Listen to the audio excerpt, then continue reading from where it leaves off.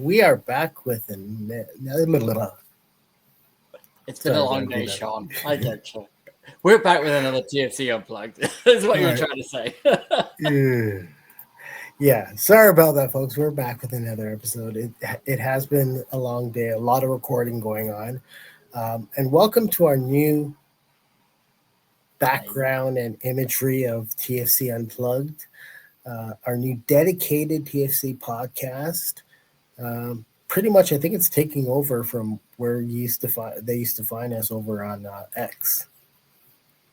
A new home back here. Yeah. So we're gonna bring some new conversations. We're gonna talk season long, but right now we're gonna talk about TFC's new designated player, and we're gonna call him. We're gonna say it by its full name, designated player, at all times. Yeah, the DP is not YouTube friendly.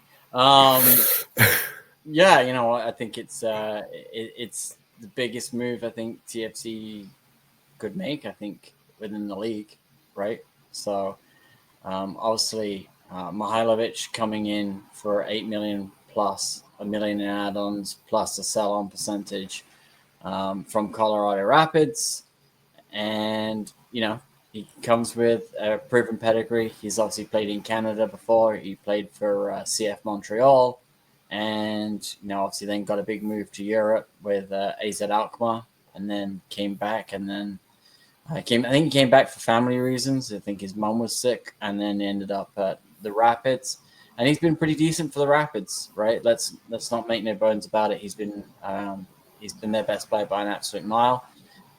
If you add his stats together, they're better than our previous two DPs combined. So, hey, it's a positive.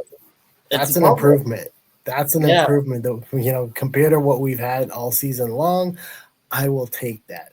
And like I'm sure a lot of other TFC fans, we don't have much expectations when it comes to the rest of the season. So, if bringing him in helps reignite something from this team, I'll take that going into next year, right? Because it is sorely, sorely needed by this team. It's been depressing.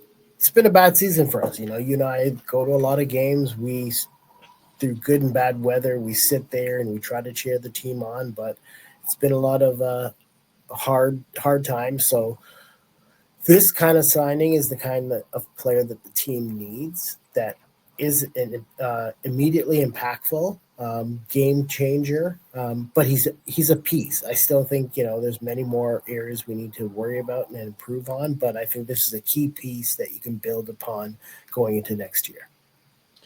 Yeah, you know what? I think we have said on many shows, and we've talked about this until the cows come home, right? How many times have we said we need a number 10 that can come in, that can split a defense, that can score goals, that can create goals, that can pull defenders out of position, can do things that we just haven't been seeing since, the guy behind me, Pozuelo, left, right? Yeah. And if you remember back, I know it's a while, we have trauma from the last 5 years, but when 2018 was around, we had the MLS treble hangover, whatever you want to call it, for 2018. 2019, we brought Pozuelo in, and he came in with an absolute bang. That debut against NYCFC is probably going to go down as one of the best debuts in TFC history. And he just lit a fire under the team and, ignited what then turned into an MLS Cup run. I'm not saying Mihailović is going to do that, but I'm saying you need that kind of impact from him. And I think more than us, I think the leadership group within MLSE needs him to come in and make a bang, because at the end of the day, they're the ones that everyone's looking at for change. They're the ones that everyone's looking at questioning, well, is Robin Fraser the right guy? Is Jason Hernandez the right GM? Is Keith Pelly the right leader at the top of the food chain? And they all need this deal to work. And, we've all sat here and gone, we need a 10. It's been glaringly obvious for a very long time. I don't know why it's taken them so long. Well, we know why it has, because we didn't want to bite the bullet on Pinky and Turkey from, the Middle East. And we're now in a position where we can make this move. And I think this move is fundamentally the key to helping TFC move forward. And I think they need this to work more than anybody. And I think I like this signing. When you sent it to me, I was actually in the atrium of BMO Field in Wisconsin when you sent it to me. And I'm like, looked at it quickly and I was like, oh, the Montreal guy. Oh, and I didn't really put two and two together. I thought he was still in Europe. I didn't realize he was at the Rapids. Wasn't until I got into the hotel later I sat there and looked through his stats and how he's performed this year. And it is a very good signing in terms of MLS, understands the league, understands Canada, has played here before. And I think he's in his prime. And I think if you've read any of my tweets when I've been on many a rant, players in their prime wanting to come here are a big part of that. And let's be honest, he wanted this move. The Rapids said no multiple times. Then he said, I want to go. I want to be in Toronto. And they then sanctioned the second highest cash for a player transaction in MLS history. So, it's I'm actually really happy with the signing. Just let's see what he does and let's see how he goes. But I think this sets a tone because what we want is players that want to be here, that want to be engaged with the city. I know people are already talking about sell-on fees and stuff. Let's get him in the damn door first before we start worrying what he's going to do in 2 years' time. Yeah, that I agree with that. I don't think we should focus on how much money we can make down the road. Let's focus on building a winning product on the field. Let's surround him with the right players so that he can, perform at his best and we can get the best out of him. So this is the beginning. It's been a very slow transfer window so far for TFC. I'm sure there will be more things happening in the next, I don't even know how long the transfer window goes until, but I would assume for the next week or two, we probably will start to hear some moves. I would like to see some other actions happen just to feel confident. I don't believe all that GAM that we acquired all went to him, but maybe it did. Maybe that's how big of a No, hole I think we had zero at the start of this, and I think we've sold some stuff off. We've traded away some stuff. Every time I see a Toronto FC tweet and it's GAM and RAM and spam or whatever the hell they want to call it, it always makes me laugh. It's just Gabra funny money. But I do, I think we've got 325K. I do think they're going to make Theo's move permanent. I think we all kind of know that's going to kind of come and that penny's going to drop. I think the biggest question is, did they bring him in, Mihailović in now to see if we can get Ola cooking? Because at the end of the day, there's a fee for him. There's a commitment to, if they want to buy him, how much is that going to cost? He's probably going to be a DP. He scored 2 goals in 18. I don't know. I'm on the no. I'm with you on this. I'm with the no. But I think if they can get him cooking and get him scoring, banging in goals to end the season, then I think they'll do a deal. Fair enough. If you can get him to banging goals, I just don't want to see. I don't believe he's worth DP money, right? High GAM money, whatever you got to do, fine. But I don't want to see. I just don't. I haven't seen enough from him right now that it would be worth it. Right now, there's another 10 games, if even that many left. I don't expect him to light it up, but if this can be the spark plug for the club to see that there's really something there, great. But don't bring him in on DP money, right? Because I think there's better ways for us to spend our DP. Like that means we're not going in the young DP direction. We're going, this other direction, and I just don't know if that's the way we need to go. No, I think I'm on this. I want a DP 9, a designated player 9, because I do think we do need one. I think it's MLS. It hasn't changed in how many years. Designated players that can score goals are worth their weight. You just saw LAFC bring in Son Heung-min, right? Like, he will score in this league. He will play well in this league because that's who he is. He won't miss a lot of games. You and me just talked about him off air. He's a durable footballer.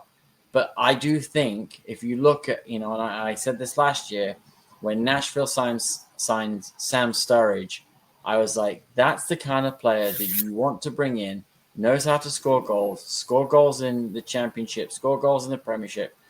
Bring him here, he'll bang in some goals. And, look at him. He's, 2.2 million is his price range. And I think TFC can get somebody that can come in and score goals for that kind of money. So it's not like you're having to pay huge money out, whereas we did before with Insigne and Bernadeschi. Mm-hmm. But I generally, don't think that, we need anybody else at this point. If you've got a designated player at 10, a designated striker, and then you fill out the 4, U22 spots with some quality, then we're suddenly talking about we might have a decent team. I think the biggest question for me now is I want to see TFC bring in 2 strikers. I do think that Kerr is not a striker, he's a winger. I think now that you've unloaded Spicer, I think you move Kerr to the wing. And now I think we need to bring in someone that can play up front, that can work with Mihailović. And I think that is the key going forward, whether you bring in one designated player up front and then a U22 to play as the backup, and then you fill out the rest of the spots in the midfield. But I don't know. I like the move. I want to see them give him some weapons. I want them to give him someone to pass. I just don't think what we have now is enough to move up the table, unless we're going to steal Christian Benteke from DC United, which he might want to move from DC United. But at the end of the day, we need someone that can score goals. Yes, we've now got someone that can open up the lanes and pick a pass and can score goals himself out of nothing, which we haven't had for a very long time. But I think we still need to see more from TFC. We do need to see more people come in than go out, because every time we look up, somebody is leaving. That squad is getting thinner. And I guess they've got to make room, because they're also going to sign Theo, long term. I'm sure that's going to be that deal's done. So I think he'll be on a high TAM. So that means one of the other high TAMs like Roasted or Petretta's probably on the way out if they sign Theo. Yeah, and I can see one of those players, if not both of them, on their way out. But speaking of on their way out, I guess we can say our goodbyes to Tyrese Spicer, who was traded to, was it Orlando? Orlando, yeah. I was always a big fan of him. From all indications, this was based on he wanted a big contract. TFC weren't willing to spend that money. Fair enough. But at the same time, I just, his pace, his attacking, giving us more width on the left side is, we don't have anyone that can bring that to the table, and that will be missed. But, I'm assuming the club has a plan, and we'll see how things play out. The Spicer things, I see from both sides of it here, right? At the end of the day, when it comes to Spicer, I like Spicer. I like the fact that he had pace, because it's one of the things that we talk about a lot is we really don't have anyone that's got any real pace to get in behind.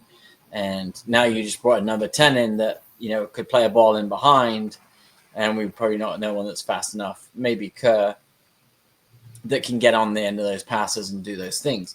So from that standpoint, I it's a bit of a bummer. But at the end of the day, by the same token, I don't also feel like anybody on this team has really, in the last couple of years, earned big money or deserve to earn more money than what they're getting paid. Because at the end of the day, no one's been lighting it up week in and week out. No one.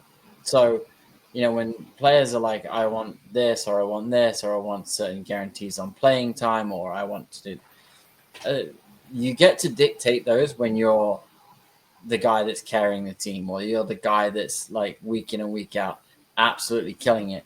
And nobody Nobody, not even Tyrese. Like he has one good game, then he has two bad. One good game, two bad. Right? That's just kind of been the thing. And a part of that's not always his fault because Robin Fraser, he'll have a great game, then Robin Fraser goes and puts Bernadeschi back in instead of Spicer. And so, there is that. And I kind of liked we haven't seen enough of you to justify giving you what you want. And I understand his standpoint, but at the end of the day, you got a dance partner in Orlando who seems to like our players for some reason. Anytime we need some gam, we seem to be able to call up Orlando and just do a deal. But good luck to him. I do have a feeling that might be one of those moves like the Schappelberg one that comes back to bite you. But at the end of the day, I also like the fact that the club didn't just bend over like what they've been doing for the last how many years. And I think that's that's the only part of it that I'm pleased about. The only thing I will ask the club is, try and do more trades with the Western Conference with teams that we don't play as at least twice a year. Give us a bit of a break with our former players because you tend to always want to trade them within the Eastern Conference where they do tend to come back to bite us in the tail. So, for me, like I said, I was a fan of him. It will be disappointing to see him go, but I hope again the team has plans to, again, I'm not focusing on this season or this window. It's really about making some moves now that will help for the off season, because that's really when they'll have to get things right. Yeah, that window is kind of closing, and they do need to start adding some pieces because obviously, we've let three players leave. We've only brought one in. We do need to add more players. And I think as we've said many times before, you can't just wait till the winter transfer window comes in. You've got essentially 14 players now with their contracts expiring. You've got to be able to bring in some for pieces to build towards next season, because you just won't get everybody that you want in winter, especially when the European window is predominantly all done in the summer. So the club's still got to make some moves. Do I see them picking up more from within MLS? I do generally think there might be another cash trade deal within MLS. I do think they'll go and get somebody else that's like that's already proven in the league. And no disrespect to Colorado. Hopefully no Colorado fans watches, but Colorado's not ever going to be anybody, right? They don't invest. They don't spend money. We are a team that wants to spend money. We just spent $8 million plus add-ons, right, for a guy. So, outside of the, I think the Evander deal from Portland to Cincinnati was the highest rate on the cash trade deal. I see us doing it again. And I think that might be the way that MLSE says, look, we're trying to win. We're trying to get back to, not being the bottom of the league and the wooden spoon champions that we've been for the last 5 years. So I expect them to sign one more within the league. And then I just hopefully we've got some scouting, like these U22. Everybody else seems to have nailed the U22s. Everyone else seems to be unearthing. You know what? You just said it to me about, in the Premier League, that every team should be shopping at Chelsea because they've got like 60 players on their roster. Maybe we can shop at Chelsea in their reserves, because I guarantee you we can find some absolute bangers in there that just need game time. Get some loans. If not, Inter Miami is going to need a designated player spot. I'm sure their squad's got some extra talented players that we might be able to get over. But I think at the end of the day, we just need to get those U22s going, because right now we've got Cassius Malula, who disappeared off the face of the earth on his world's longest vacation, potentially going to a team in Algeria or somewhere. I don't know. But our U22s are an utter disaster. One's playing in the Swiss second division and the other one's MIA in Africa. So, well, one of them is no longer on the books. We're still paying in there this year. We're still paying in. this is the end of it, though, right? Like after this season, no more IO, right? Yeah, still paying him. Yeah, I think Josie's still on the book somewhere, probably. Hey, Josie's looking for a job. But he's like, "Hey, TFC, since you paid me, I can go work." Hey, we should get Chris Mavinga to do this guy. He seems to be all over it at the moment. Oh, like when he gets bored, he just jumps on X and starts doing all kinds. Like he's so entertaining. Like it's almost like, who cares what you do, what he does for the club? Hire him part of the social media team, and like it'll be lit. He's a lot more cheerier than the rest of them. I miss Eric Giacometti. But at the end of the day, hey, they need to do something. And, Mihailović deal, like we can't sugarcoat it. It is a very good, promising deal. And it's a position that, I'm also, we let Pozuelo go because, they had issues with him and Barney Rubble and all the Soteldo nonsense and strip joints in Miami and all those kind of things, right? But since he left, we haven't had that position. And, I think for me, I am, I've been around long enough that number 10 is the key to having a massive, having a good season with the other team, because I think that role is so key, right? And if you always look at some of the best players in the world, people flock to see Messi. Messi's one of the best 10s in the world, right? Yeah. He just also happened to be a brilliant goal scorer. Yeah, but I think if you go back through the history of time, you look at some of the greatest, that number 10 is iconic. And the fact that we have just been like, oh, we'll throw Oso up there, he's going to be a 10. No, he's not a 10. We already found that out. We found that out 3 years ago. But, TFC's finally clocked onto the fact that he's not a 10. So... Okay, so where does Oso play now? On the bench, but depends on who stays. Depends who they keep. We don't know. This is at least for the rest of the season. For the rest of the season, I don't know, because I think it's now you're either going to drop Dominguez, who I think has been probably one of the best players over the last 5-6 games. Right? Oso's been off nursing whatever shoulder, I don't know, whatever he's been doing. But I don't disagree with you. I think you'll end up with Matty Longstaff on the bench. I think you'll end up with, Oso in that Longstaff role. I think you'll get Dominguez alongside him, and then I think you'll have Mihailović up in front of them in the diamond of a 3. Do you know what I mean? Yeah. Do we see Coelho, his days numbered here? I think but I think if Derby Flores is back, and there's an interesting dynamic there. But I think what it does tell you is, I think a couple of those players are up for obviously not Coelho, but I think Matty Longstaff might be the odd man out looking in, right? And I just don't know if he's gonna re-sign him.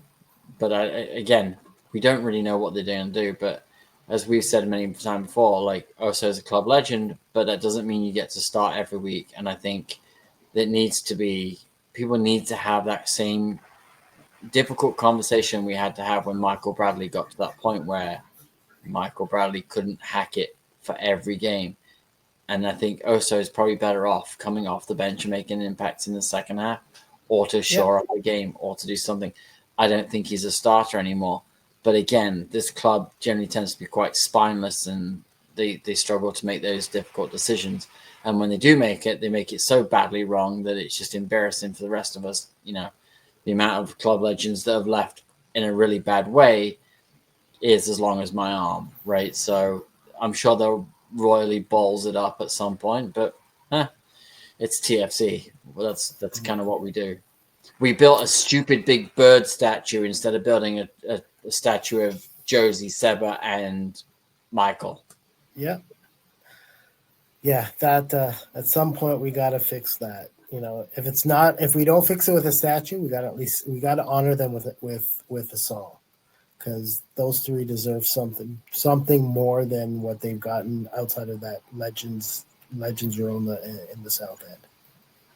Yeah, I agree. I just think but back to the OSO thing. I just think we need to start having that conversation, and people need to just get to a point to understand, if you want to play games, you want to win games, you've got to pick the best players, not based on what they did 5 years ago. And that's the problem with this club.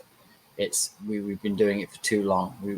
We try and hang on to our legends as long as humanly possible, just to ground every bit of revenue out of them that we can, because that's ultimately kind of how the club sees it, right? They drive revenue because they sell shirts and they do all these things. But I don't disagree with you. You and I both know, like, we're not calling for them to get rid of him. We just think his role needs to change within the club, and then his salary should be adjusted accordingly as well, right? Yeah, so I think that's if he wants to stay, he's got to adjust that number, right? And I think that he's got one more year on his deal, but again, he's not a high TAM player anymore. And I think that's the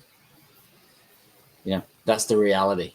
So it'll be interesting to see how they set up.